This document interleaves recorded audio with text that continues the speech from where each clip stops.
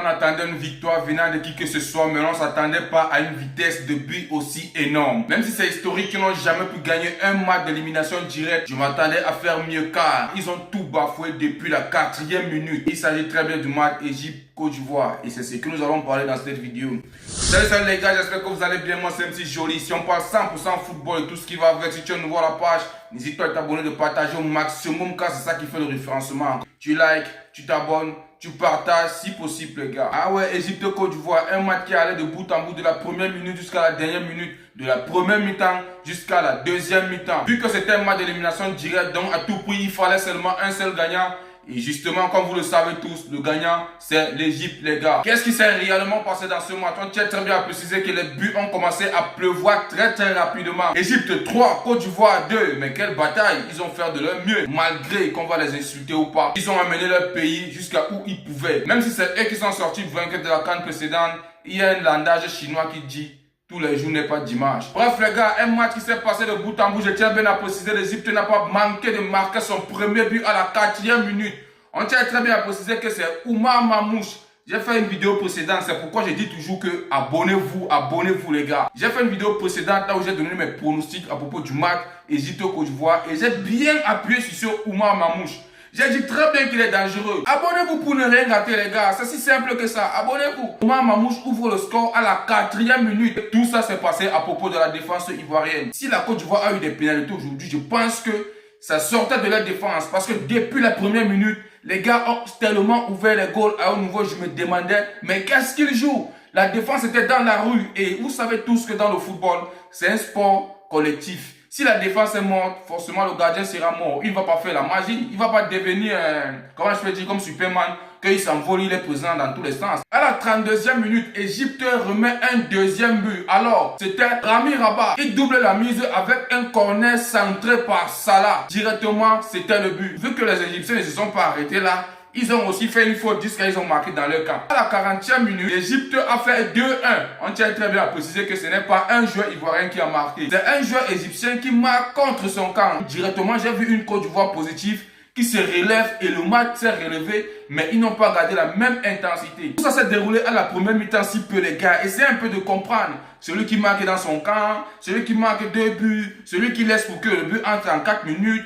Tout ça, ça allait très vite à la première mi-temps, les gars. Donc, vous pouvez comprendre comment le match avait une intensité extraordinaire. Donc, ça allait vite. Vraiment, c'était un régal, mais tout le monde se posait la question, est-ce que la Côte d'Ivoire va se laisser malmener jusqu'à ce point? Mais ils n'ont pas répondu présent, je tiens bien à préciser. Bon, quelque part, ils ont répondu présent, il ne faudrait pas que j'abuse quand même, parce que même mes frères ivoiriens ont quand même joué. Sans toutefois oublier que les gars étaient en train de jouer avec une redoutable équipe qu'on appelle l'Égypte. 7 fois champion d'Afrique. Ne vous inquiétez pas les gars, on va entrer directement à la deuxième mi-temps. Il faudrait d'abord qu'on finisse avec la première mi-temps. On fait un petit débrief, un commentaire directement à la deuxième mi-temps. Bref, selon les archives, j'ai toujours eu à constater. On tient à préciser très bien que la Côte d'Ivoire n'a jamais pu s'en sortir devant un match d'élimination directe contre l'Égypte. Donc vous pouvez comprendre à quel point la Côte d'Ivoire avait une pression extraordinaire dans leur tête. Malheureusement, ils n'ont pas pu utiliser leur détermination pour s'en sortir de cette merde, les gars. Revenons alors à la deuxième mi-temps. C'est là où j'ai vu un match vraiment digne de ce nom. Tout a changé directement. Alors, ça n'a pas tardé. Le match s'est joué de bout en bout jusqu'à arriver à la 52e minute. Mohamed Salah, en tant qu'un redoutable avant-centre, ne pouvait pas passer inaperçu.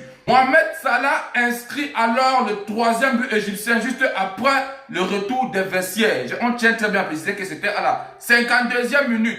C'était un match de bout en bout et l'action était tellement bien assistée. C'est là où on dit très bien que quand tu es professionnel, tu es professionnel. Quand tu es fort, tu es fort. Et quand tu es pro, tu es pro. L'Égypte avait de l'expérience et savait où toucher pour atteindre la Côte d'Ivoire. Alors vu que ça ne s'est pas arrêté là, le match a continué de bout en bout jusqu'à la 73e minute. C'est là où la Côte d'Ivoire a commencé à mettre un pressing extraordinaire. Je me suis demandé que, hey, si on pouvait encore donner à la Côte d'Ivoire, ne serait-ce que une mi-temps de 45 minutes, les gars pouvaient égaliser ces 3 buts et inscrire les parts. Gela Doué a réduit le score et c'est ce qui a boosté beaucoup des éléphants. Après un corner très bien centré, je tiens très bien à préciser. Comme je le disais tantôt, c'est là où j'ai vu une Côte d'Ivoire accélérée. C'est là où j'ai vu une Côte d'Ivoire qui voulait faire quelque chose de bon. Que ce soit Doué, que ce soit n'importe qui, que ce soit Inao. Vraiment, j'ai vu tout le monde était dans sa splendeur de marquer les temps. Vu que c'est le football et que c'était l'élimination directe, il fallait un seul vainqueur. L'Égypte a gagné ce match et se qualifie pour les demi-finales. Moi, tout ce que je peux dire, c'est que la Côte d'Ivoire, c'est vrai. Vous êtes forts, vous avez des talents, que ce soit n'importe qui. Nous tous, nous connaissons nos pépites. Mettons-nous au travail. Il faut arrêter d'être déstabilisé. Comme je tiens toujours à préciser, c'est historique. On n'a jamais pu taper l'Égypte dans les matchs d'élimination directe. Et ça joue beaucoup dans nos têtes. L'Égypte nous prend comme des joueurs, les gars. Malgré que nous aussi, on a mis de l'intensité, tout ça. Mais je pense qu'on pouvait, même si on n'était pas favori, on pouvait faire la différence quelque part. Mais ce qui a encore déstabilisé la Côte d'Ivoire, c'est le but qui est entré en 4 minutes que le match a démarré. Moi-même, j'ai dit, ouais, ça allait vite, hein. Ça allait très vite même. Et j'ai posé la question. Vous voyez comment ça sort, non? Les Ivoiriens, mes frères Ivoiriens, là, vous vous êtes moqués des Camerounais, disant que les Camerounais, tout ça. Vous voyez comment ça va vite? La vie là, c'est comme ça, hein.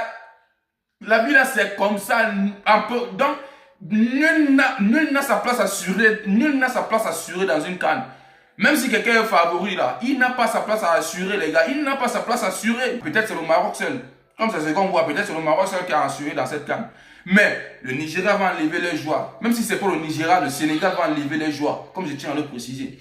Alors le match s'est déroulé de bout en bout. Comme on tenait très bien à préciser, l'Égypte a mené la bataille jusqu'au bout et se sont qualifiés pour les demi-finales. Alors les éléphants vont couper les tickets directement, je ne sais pas si c'est à l'aéroport de Casablanca, pour rentrer directement en Côte d'Ivoire. Vous voyez un peu, non? J'espère que vous allez retrouver vos frères camerounais là-bas, qui vous attendent là-bas. J'espère que vous allez les trouver là-bas et couper les billets pour vous dispatcher dans l'air. Chacun prend sa route. Vous savez, c'est la belle famille. Le mari part chez lui, la femme part chez lui. Bref, moi j'ai aimé la prestation, vous n'avez pas démérité, malgré qu'il y avait beaucoup de déstabilisation. Allez encore vous renforcer, former l'équipe future de demain. Parce que vous avez beaucoup de potentiel. Malgré tout, vous restez toujours une digne équipe de la Côte d'Ivoire. Je pense que je vais m'arrêter là, malgré que la défaite est imminente. Bon, on gère, c'est ça la vie. Et c'était tout à propos de cette vidéo, les gars. J'espère que vous avez aimé. N'oubliez pas de vous abonner, de partager au maximum, car c'est ça qui fait le référencement. On se dit à plus pour une nouvelle vidéo. Comme on dit toujours à dire, n'hésitez pas de vous abonner, de partager. Les gars, c'est gratuit, c'est pas payant. Tu laisses un pouce bleu, tu t'abonnes. Si possible, tu partages à ton entourage. C'est qui est sûr, il y a des gens de ton entourage qui adorent le football, qui adorent ce que je peux faire. Donc n'hésite pas à le partager. On se retrouve après et à demain pour le Classico Real Madrid-Barcelone. On verra qui est qui.